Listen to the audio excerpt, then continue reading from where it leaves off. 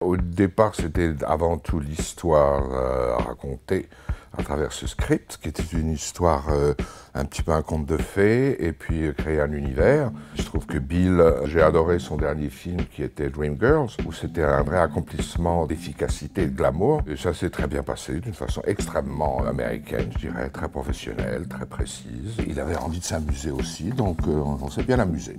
Naomi est un ange. C'est un ange. Elle est à la fois fragile et forte. Je la connaissais avant et je la connaissais à travers ses films. Très vite pensé à elle. Et quand je l'ai revue, ça s'est absolument imposé. Elle est le personnage. Je pense que ça a été un enrichissement pour nous deux, pour elle et pour nous, définitivement pour nous, parce que c'était merveilleux d'avoir une vraie jeune femme sensible et belle, très bonne comédienne. C'est un être qui sait montrer ses émotions.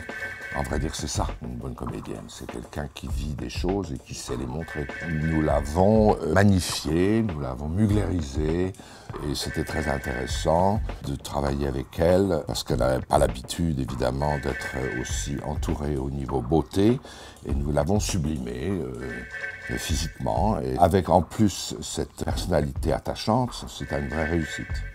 Remontrer bien l'univers, cet univers à la fois magique, un peu enfantin, tendre et très fort. Remontrer vraiment tous ces flacons que nous avons faits qui sont des joyaux. C'est pour ça que j'ai pensé à les montrer comme dans une grotte au trésor. Trésor d'Angel et de tous ces flacons différents au cours de toutes ces années. Avec un décalage aussi. C'est pour ça qu'à la fin, elle fait un clin d'œil. Profiter de ce extraordinaire parfum qui est Angel. Dessinée, créée, construite. À la fois une enfance, la petite princesse, et à la fois une femme sensuelle avec une partie de nudité.